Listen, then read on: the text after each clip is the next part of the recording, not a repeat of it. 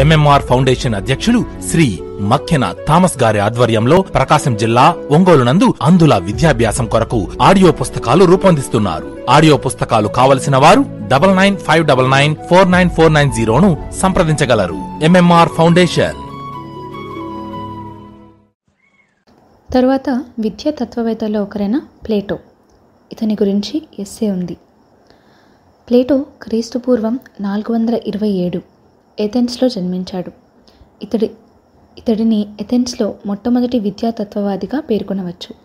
ఇతను గౌరవమైన ఉన్నత కుటుంబానికి చెందిన వ్యక్తి. ఇతని తండ్రి ఆన్స్టన్ ఒక నైపుణ్యం గల ఆటగాడు. ప్లేటో 20 సంవత్సరాల ప్రాయంలో సోక్రటీస్ శిష్యుడిగా అతని సాంగత్యంలో 10 సంవత్సరాల కాలం గడిపాడు. సోక్రటీస్ 60 సంవత్సరాలకు పైబడ్డ వృద్ధుడు.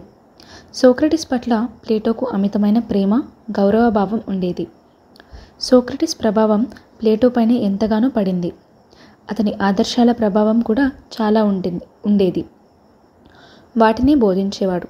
ఒక విధంగా చెప్పాలంటే సోక్రటీస్ ఒక పాటను రాస్తే దానికి ప్లేటో రాగాన్ని కూర్చినట్లుగా భావించవచ్చు. సోక్రటీస్ మరణాంతరం ప్లేటో ఏథెన్స్ వదిలి జ్ఞాన సముపార్జన మార్గంలో మానసిక ప్రశాంతత కోసం ఎంతో దూరాలకు వెళ్ళాడు. ఈజిప్ట్, ఇటలీ, సిజిల్ మొదలైన ప్రాంతాలకు వెళ్ళాడు. పైథాగరస్ భావాలను ఇటలీలో చదివాడు. పరిపాలనకు సంబంధించిన జ్ఞానాన్ని కింగ్ డయోనిసిస్ రాజ్యసభలో ఉండి నేర్చుకున్నాడు. అలా సత్యాన్వేషణతో గడిపాడు. అలా అతడు రాజకీయవేత్త, తత్వజ్ఞాని, సామాజిక సంస్కర్తగా పరిపూర్ణ జ్ఞానాన్ని పొందాడు. అతడి తదనంతరం తరాల రాజకీయ మత విద్యపై ప్లేటో ఎంతో ప్రభావాన్ని చూపాడు. ప్లేటో ప్రపంచానికి ఒక కొత్త పరిపాలనా దక్షత తత్వాన్ని ప్రసాదించారు. ఇతడు అందించిన ముఖ్యమైన 3 అంశాలు ఏమిటంటే, మొదటిది వినూత్న పరిపాలనా సిద్ధాంతం, రెండవది నవీన సామాజిక క్రమం, మూడవది చక్కగా పొందుపరిచిన విద్యా విధానం. క్రీస్తు పూర్వం 386లో గ్రీకు సాంప్రదాయం ఆధారంగా బడిని ప్రారంభించాడు. తన మిత్రుల, శిష్యుల సహాయంతో తన ఆశయాలను ఆ బడి ద్వారా తెలియజేస్తూ జీవితాన్ని చాలించాడు. ప్లేటో నిర్వహించిన బడిలో గణితం, తత్వం, మనోవిజ్ఞాన శాస్త్రం, విద్య, సామాజిక శాస్త్రం, రాజకీయ శాస్త్రం, సంగీతం ఇలా ఎన్నో అంశాలను బోధించాడు. ఇతడు ఎన్నో రచనలు చేశాడు. అవి మొదటిది రిపబ్లిక్, రెండవది సూత్రాలు, మూడవది ప్రోటోగరస్ అంటే సోక్రటీస్ చెప్పిన నీతి శాస్త్రం, నాలుగవది సింఫోసిజం, ఐదవది టైమస్. ప్లేటో తత్వం. ఇతడు మానవీయ ఆదర్శవాది. ఇతడు మానవుని శరీరం, మేధస్సు, ఆత్మ కలిసిన సమగ్ర మూర్తిమత్వం అని నమ్ముతాడు. అంతేకాకుండా భగవంతుణ్ణి నమ్ముతాడు. ఆత్మ నాశనం లేనిది, ఇది శరీరాన్ని నడిపిస్తుంది అన్నాడు. ఇతడి తత్వం భావాలపై ఆధారపడింది. ఈ భావాలే అన్ని శాస్త్రాలకు మూలస్తంభం అన్నాడు. మానవ జీవితానికి పరమావధి పవిత్రమైన మంచిని తెలుసుకోవడం. ఇతడు నీతి, నైతికతను నమ్మాడు. అందుకే విద్యలో నైతిక సూత్రాలను పొందుపరిచాడు. శాశ్వతమైన నిజమైన జ్ఞానం ఆంతరంగికమైనది. ఇది జన్మించిన తరువాత ఆత్మకు దొరకదు. ఆ జ్ఞానం జీవాత్మలోనే ఉంటుంది. శరీరానికి ముందే జీవంలో ఉంటుంది.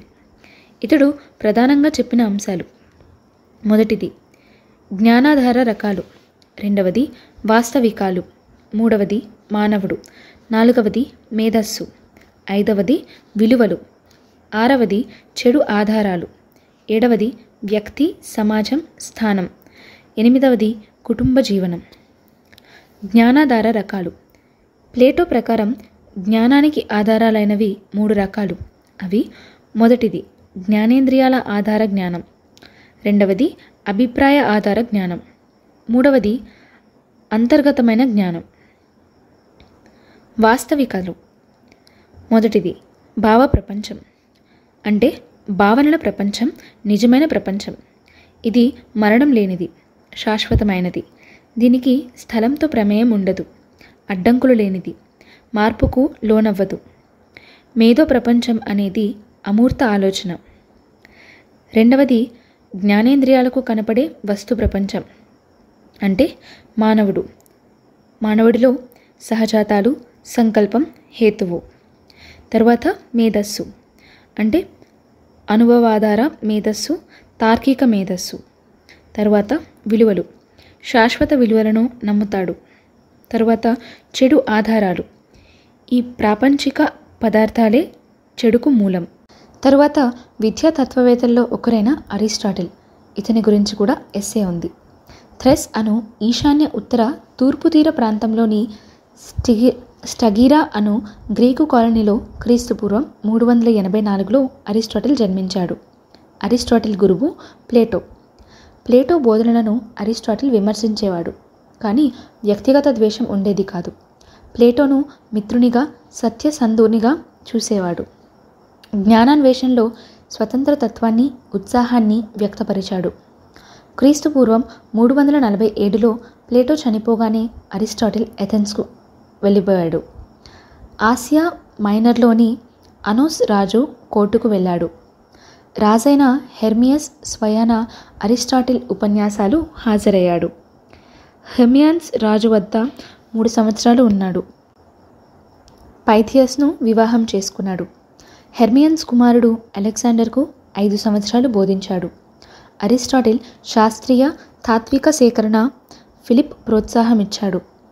అరిస్టాటిల్ లైసియం అను స్కూల్ను ఏర్పాటు చేశాడు. క్రీస్తుపూర్వం 322లో బాబలోన్ అను చోట అలెగ్జాండర్ చనిపోయిన తరువాత అరిస్టాటిల్ చాలిస్కు పారిపోయాడు. అరిస్టాటిల్ గ్రంథాలలో పునరుకులు కనిపిస్తాయి. అరిస్టాటిల్ తత్వవేత్త మాత్రమే కాదు, విశ్వవిద్యావేత్త. అరిస్టాటిల్ గ్రంథాలు తర్కశాస్త్రం, ఆది భౌతిక శాస్త్రం, రాజకీయ శాస్త్రం, కళలు, వృత్తకారాలు, ఛందస్సు, నక్షత్ర శాస్త్రం. తర్కశాస్త్రం అరిస్టాటిల్ సాధించిన వాటిలో ప్రముఖమైనది. ఆధునిక కాలంలో అరిస్టాటిల్ తర్కశాస్త్రాన్ని ఎదుర్కొంటూ 2 తిరుగుబాట్లు జరిగాయి. మొదటిది ఆగమన పద్ధతి ప్రోద్బలం చేసిన ఫ్రాన్సిస్ బేకన్ తిరుగుబాటు. ఆగమన పద్ధతి ప్రోద్బలం చేసిన ఫ్రాన్సిస్ బేకన్ తిరుగుబాటు. రెండవది గణిత శాస్త్ర తార్కికుల తిరుగుబాటు. అరిస్టాటిల్ అనుభవాన్ని, వివేచనను నిర్ణయించి జ్ఞానంతో వాటి విధులను అనుభవాదం, వివేచనవాదాలతో సమన్వయం చేశాడు. అనుభవం లేకుండా జ్ఞానం అసాధ్యమన్నాడు అరిస్టాటిల్. ఇంద్రియ ప్రపంచానికి చెందిన భావాల సంబంధ ప్రశ్నలపై ప్లేటో నుంచి అరిస్టాటిల్ విభేజించాడు. ప్లేటోను విమర్శిస్తూ అరిస్టాటిల్ అమూర్తం, సామాన్యం అయిన సార్వత్రికాన్ని, విశేషం మూర్తి అస్తిత్వాన్ని ఆరోపించడం వైరుధ్యం అన్నాడు. ఆరోగ్యవంతమైన శరీరంలో ఆరోగ్యవంతమైన మనస్సు తయారు చేయడమే విద్య అంటాడు. పిల్లల మనస్సు ఏమీ రాయని నల్లబల్లతో పోల్చాడు. ఇతడు విద్యను వయస్సు ఆధారంగా 3 రకాలుగా చెప్పాడు. మొదటిది 0 నుంచి 7 సంవత్సరాల వయస్సు. వీరికి ప్రాథమిక విద్య, క్రీడలు, వ్యాయామం. రెండవది 7 నుంచి 14 సంవత్సరాల వయస్సు. వీరికి చదవడం, రాయడం, సంగీత శిక్షణ. మూడవది 14 నుంచి 21 సంవత్సరాల వయస్సు. వీరికి గణితం, ఖగోళం, రేఖాగణితం. నాలుగవది 21 సంవత్సరాలు పైన వయస్సు. మనోవిజ్ఞాన శాస్త్రం, రాజకీయాలు, నైతికత.